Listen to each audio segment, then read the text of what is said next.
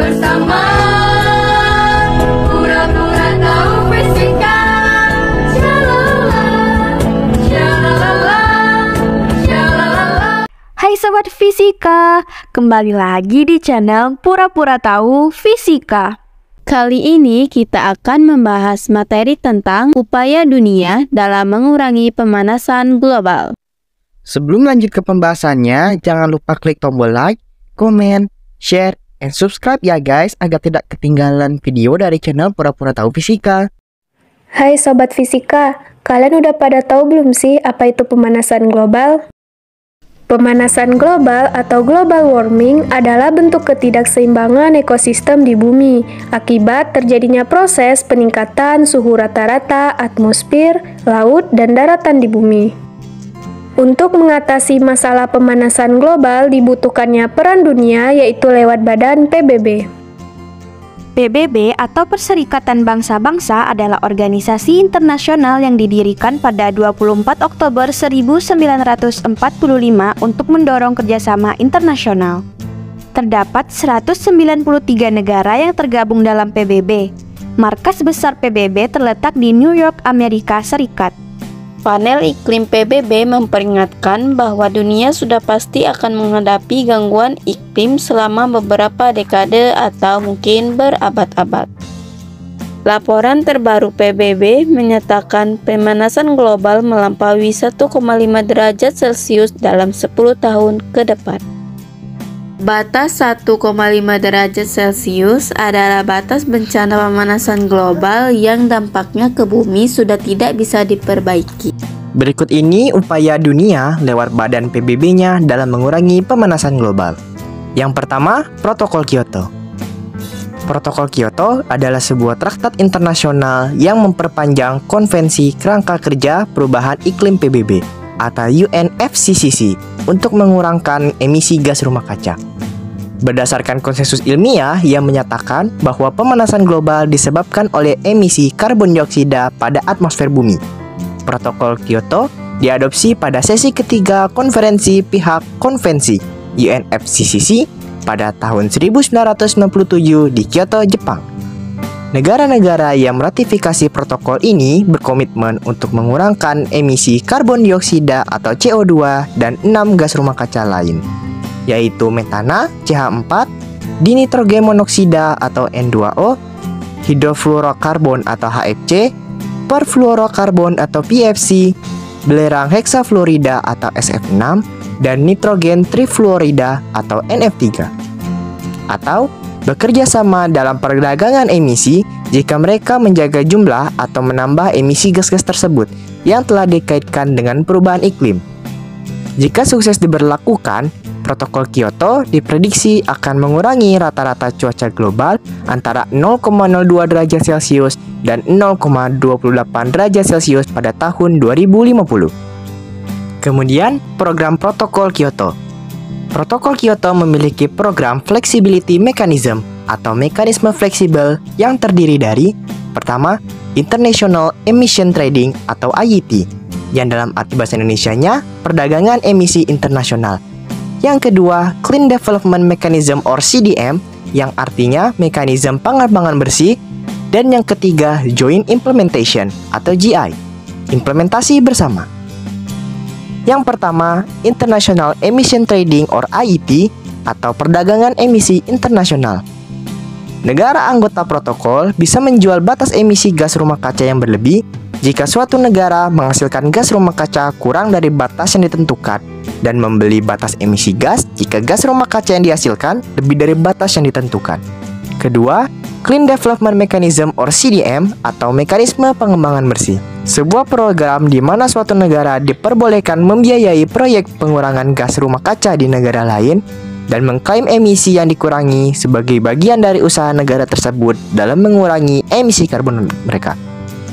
CDM ini memiliki dua target atau tujuan, yaitu untuk membantu negara non-aneks 1 atau negara yang tidak meratifikasi protokol Kyoto atau negara berkembang untuk mencapai pembangunan berkelanjutan dan mengurangi jejak karbon. Kedua, untuk membantu negara aneks 1 atau yang meratifikasi protokol ini dalam artian negara industri untuk mencapai tugas mereka dalam komitmen pengurangan gas kaca. Yang ketiga, ada Joint Implementation or GI atau implementasi bersama. Program ini hampir mirip dengan CDM. GI adalah salah satu dari 3 mekanisme fleksibilitas yang ditetapkan dalam Protokol Kyoto untuk membantu negara-negara dengan target emisi gas rumah kaca yang mengikat negara-negara Aneks 1 untuk memenuhi kewajiban perjanjian mereka. Berdasarkan pasal 6, setiap negara Aneks 1 dapat berinvestasi dalam proyek untuk mengurangi emisi gas rumah kaca di negara Aneks 1 lainnya. Disebut sebagai proyek implementasi bersama sebagai alternatif untuk mengurangi emisi di dalam negeri. Dengan cara ini, negara-negara dapat menurunkan biaya untuk memenuhi target Kyoto mereka dengan berinvestasi dalam proyek-proyek di mana pengurangan emisi mungkin lebih murah dan menetapkan hasilnya. Yang kedua, Protokol Montreal. Protokol Montreal adalah sebuah traktat internasional yang dirancang untuk melindungi lapisan ozon dengan meniadakan produksi sejumlah zat yang diyakini bertanggung jawab atas berkurangnya lapisan ozon. Traktat ini berlaku sejak 1 Januari 1989. Traktat ini difokuskan pada beberapa kelompok senyawa hidrokarbon halogen yang diyakini memainkan peran penting dalam penipisan lapisan ozon. Semua zat tersebut memiliki klorin atau bromin. Mengutip Center for Climate and Energy Solution, Protokol Montreal dianggap sebagai perjanjian lingkungan internasional paling sukses di dunia loh. Ini diketahui sebagai traktat internasional yang dirancang untuk melindungi lapisan ozon dengan menghentikan produksi zat chlorofluorocarbons atau CFCs yang berpotensi merusak lapisan ozon. Setelah negara-negara mulai mengimplementasikan hasil perjanjian Protokol Montreal, konsumsi global bahan perusak ozon telah berkurang sekitar 98%. Dampak yang paling nyata yakni lubang ozon di Antartika secara perlahan menunjukkan kondisi yang kian membaik. Ini berkat larangan global penggunaan CFCs lewat Protokol Montreal.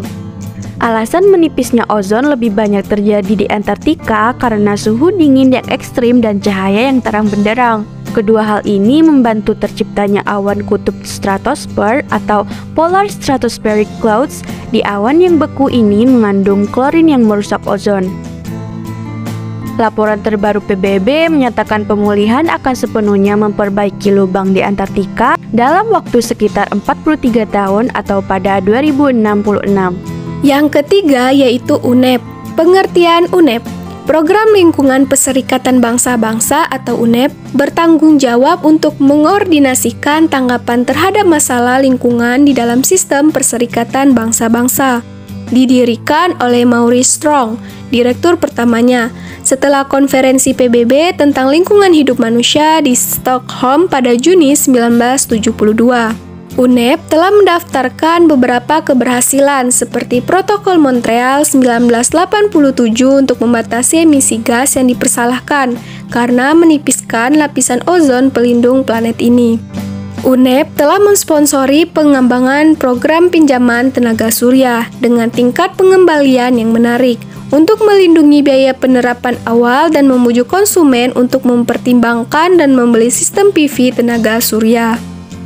Contoh paling terkenal adalah program pinjaman tenaga surya yang disponsori oleh UNEP yang membantu 100.000 orang mendanai sistem tenaga surya di India.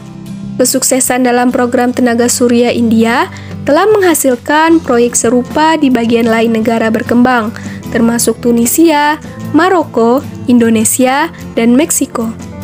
Yang keempat, Paris Agreement. Pengertian, Perjanjian Paris adalah perjanjian internasional tentang perubahan iklim. Diadopsi pada tahun 2015, kesepakatan tersebut mencakup mitigasi, adaptasi, dan keuangan perubahan iklim. Tujuan utama dari Perjanjian Paris adalah untuk menjaga kenaikan suhu rata-rata dunia abad ini sedekat mungkin dengan 1,5 derajat Celcius. Upaya Perjanjian Paris dalam upaya untuk mengurangi resiko dan dampak perubahan iklim secara signifikan, kesepakatan tersebut menyerukan untuk membatasi kenaikan suhu rata-rata global pada abad ini hingga jauh di bawah 2 derajat Celcius. sambil mengupayakan upaya untuk membatasi kenaikan suhu hingga 1,5 derajat. Ini juga meminta negara-negara untuk bekerja mencapai penurunan emisi gas rumah kaca global secepat mungkin dan menjadi netral emisi gas rumah kaca di paruh kedua abad ini. Cina merupakan pemegang gas emisi tertinggi di dunia. Cina menerapkan beberapa kebijakan untuk memitigasi dampak buruk perubahan iklim, yang sebagian besar bertujuan untuk membatasi konsumsi batu bara.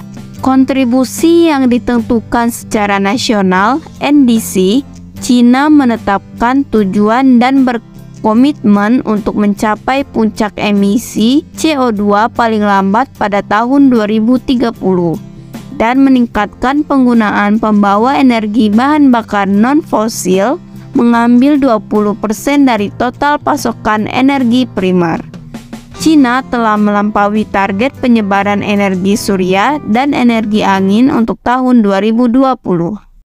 Nah, itulah tadi pembahasan tentang upaya dunia dalam mengurangi pemanasan global. Semoga bermanfaat dan terima kasih yang sudah menonton video ini.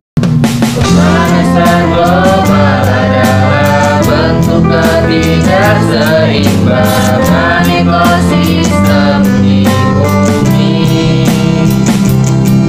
Akibat terjadinya proses peningkatan suhu rata-rata atmosfer